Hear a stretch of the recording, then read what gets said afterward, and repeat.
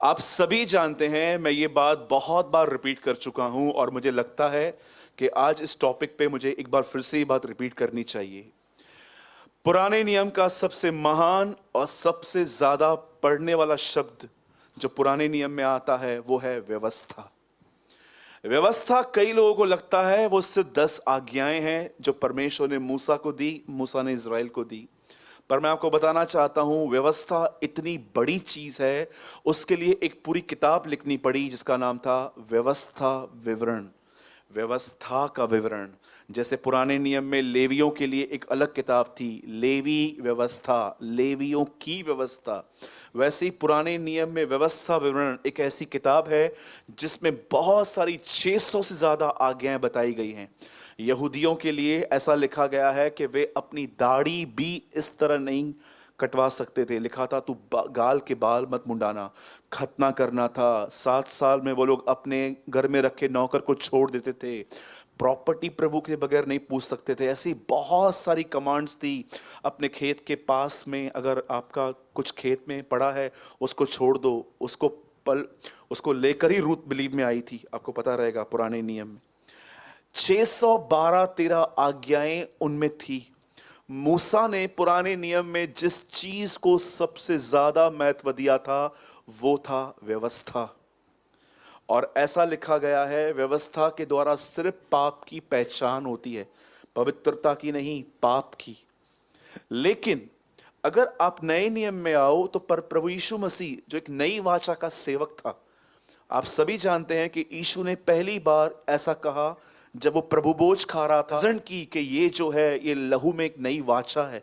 वहां पर उससे फर्स्ट टाइम वर्ड यूज किया था न्यू कवेनेंट, नई वाचा। और आप जानते हो यीशु ने अपने दिनों में व्यवस्था का नहीं परंतु विश्वास का प्रचार किया। आप में से कितने लोगों ने बाइबल को पढ़ते समय नोटिस किया कि यीशु लोगों के फेथ को ग्लोरी देता था। आप कई जगहों पे पढ़ सकते हो कि यीशु ने लोगों को ठीक करने के बाद उनको ये नहीं कहा मैंने ठीक किया, उनको ये कहता था तुम्हारा फेथ था इसलिए हुआ। आप जानते हो नया नियम फेथ पर बहुत जोर देता है। पर मैं आपको बताना चाहता हूं कि फेथ अगर एक व्यक्ति में होता है तो उस व्यक्ति का जीवन कैसे होता है। क्योंकि हम लोगों ने ना जो फेथ सुने हैं ना वो सिर्फ एक ही है कि अगर फेथ है तो कह दो, फेथ है तो बिलीव करो, हो जाएगा। मैं आपको बताना चाहता हूं फेथ एक फ्रूट देता है आपको। और अगर फेथ है और ये फ्रूट नहीं है तो मैं आपको बताना चाहता हूं आप इनसाइड लैक हो, आप कुछ खो रहे हो। बाइबल ऐसा बताती है कि विश्वास जो होता है वो कार्यों में प्रकट होना चाहिए। अगर कार्य नहीं है तो विश्वास नहीं है। अच्छा मुझे एक बात बताइए, चलिए मैं एक टेबल रखता हूं बीच में, एक तरफ आपको बिठाता हूं, एक तरफ शैतान को बिठा देता हूं। चलो मैं आपसे पूछता हूं, पर ये लोग शैतान नहीं है, हाँ? ध्यान दीजिए। चलिए मैं आपको एक छोटा सा गेम खेल रहा हूं। गेम नहीं कह सकते, मैं आपको कुछ समझाना चाहता हूं आज।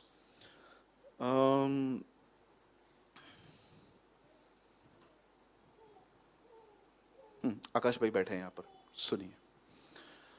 मैं बीच में हूं, आकाश को 2 मिनट के लिए हम डेविल बना रहे हैं ओके। और खुशबू चर्च है 2 मिनट के लिए, ठीक है? ध्यान दीजिए। और मैं बीच वाला व्यक्ति हूं जो मैं दोनों से क्वेश्चन पूछ रहा हूं। खुशबू, क्या आप ये बिलीव करते हो कि यीशु इस दुनिया में आया था? आप करते हो? शैतान भी करता है।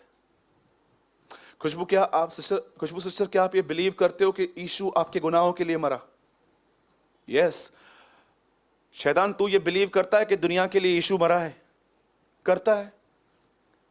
खुशबू सिस्टर, क्या आप ये बिलीव करते हो मसीह वापस बादलों पर आएगा?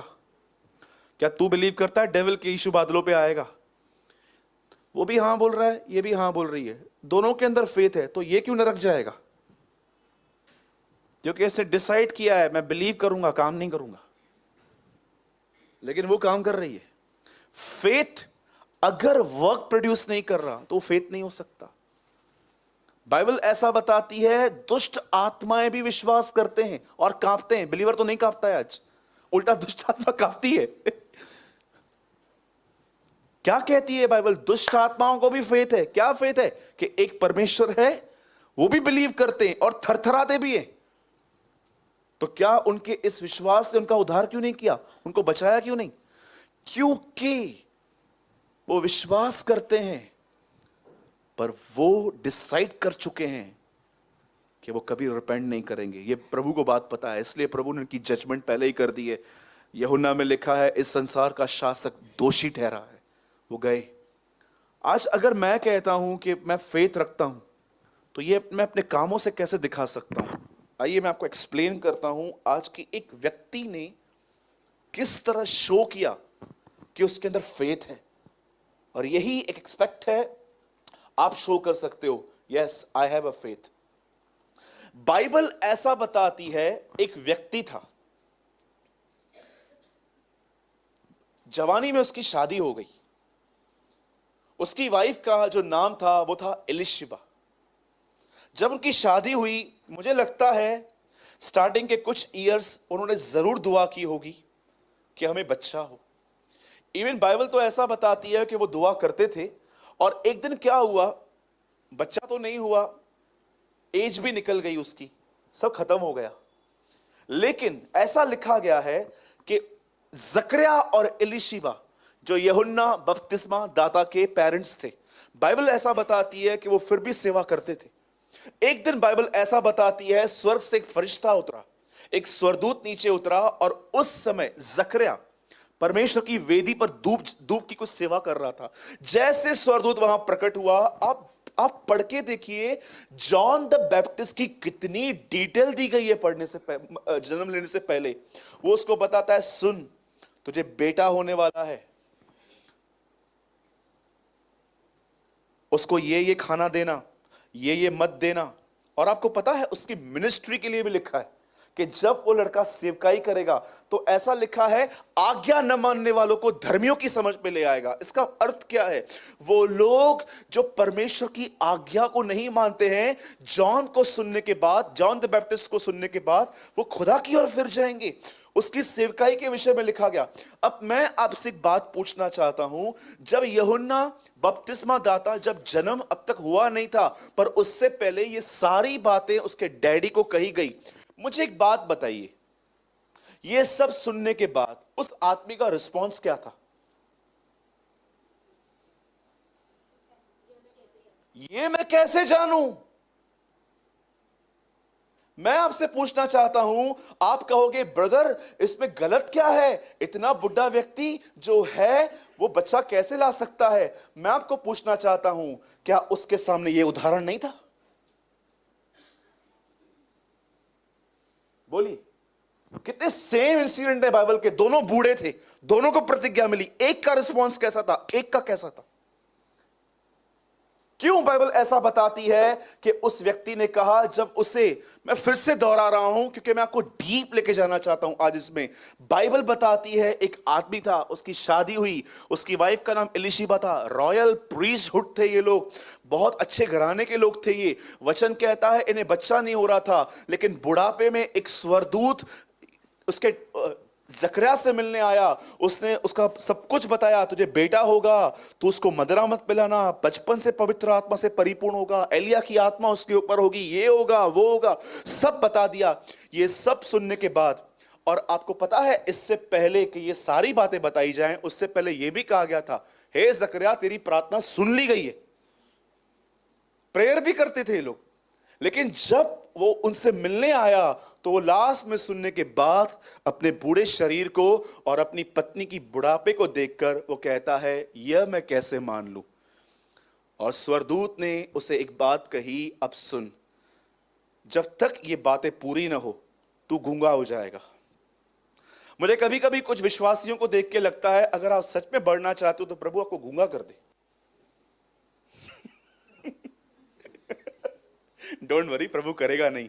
लेकिन कुछ लोगों की जुबान है ना, मैं आपको सच कहता हूं, सिर्फ उनकी उन्नति के रोकने का रीजन है, रुकती नहीं है उनकी जुबान। मैं कभी कभी सोचता हूं कि वो जब 9 महीने जब वो चुप रहा होगा, भले घर में सन्नाटा होगा, कभी कभी आप भी किसको देखते बोलते होंगे ना, काश ये गूंगा हो जाए, सारा दिन बोलता रहता है। आप जानते हो बाइबल क्या बताती है? उसने इस तरह रिस्पॉन्स किया। मैं कैसे मान लूं? अब आप कहोगे ब्रदर वो तो बूढ़ा था, कैसे हो सकता है? तो मैं आपको पूछना चाहता हूं, क्या इब्राहिम को जब प्रतिज्ञा पहुंची थी तो क्या वो जवान था? मरियम के पास भी सेम बातें आई थी।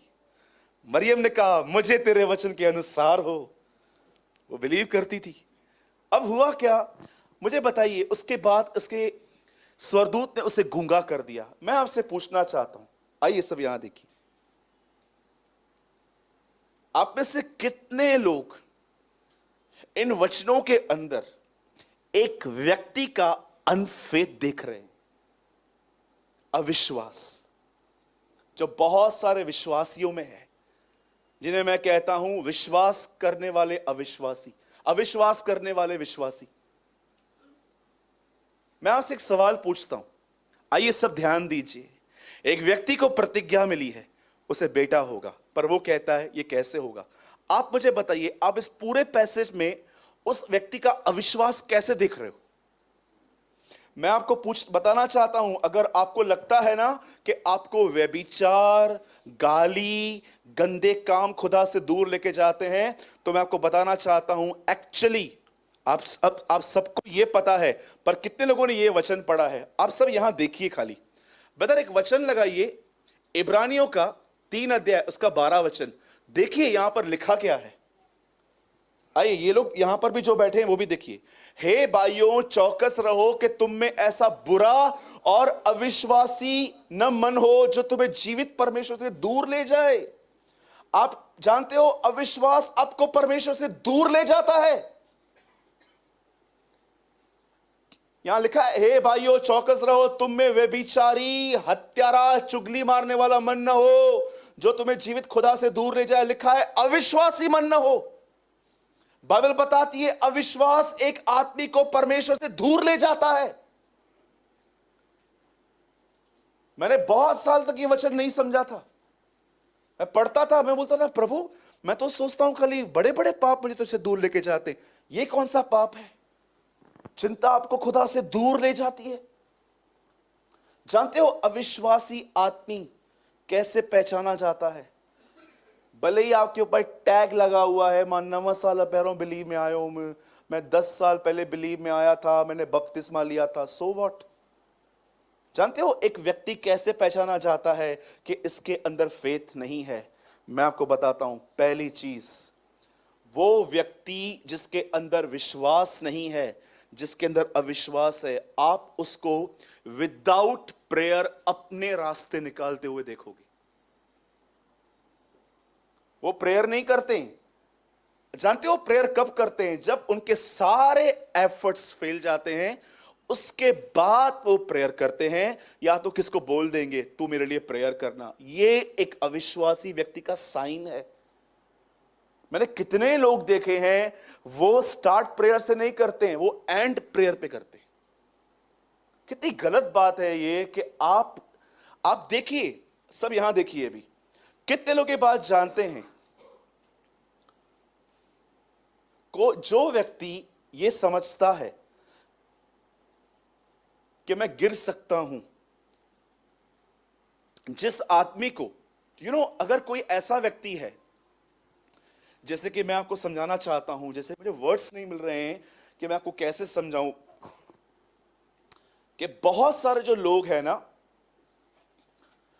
इस चीज को वो ठीक से समझ नहीं पाते हैं।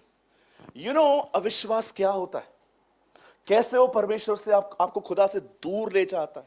सबसे पहले अविश्वासी व्यक्ति का एक साइन जानते क्या है? आप उन्हें घुटनों पर नहीं, आप उनको हमेशा चलते हुए पाओगे। हमेशा कुछ भी मिलेगा ना, चलना मैं चलता हूं करके देता हूं, चलना मैं करके देता हूं। मैं आपसे पूछना चाहता हूं, क्या आप खड़े रहने से पहले आप अपनी नीज पे आते हैं और प्रभु को यह कहते हैं प्रभु मैं बुद्धिमान हूं, मैं ताकतवर हूं, मैं इंटेलिजेंट हूं, धन्यवाद कि तूने मुझे दिया है, फिर भी मैं इस पे नहीं आप पे निर्भर हूं। मैं आपसे पूछना चाहता हूं कि जब यीशु 12 चेलों को चुन रहा था तो उससे पहले क्या किया था? सारी रात उसने प्रार्थना की थी। आप बिलीव कर सकते हो एक सिद्ध व्यक्ति अपने आप पर नहीं, परमेश्वर की लीड पे डिपेंड था कि तू मुझे बता कि इन 12 में से कौन है। आप सोचिए, ऐसा तो नहीं है कि आप जो हैं एक अविश्वासी मन में चल रहे हैं।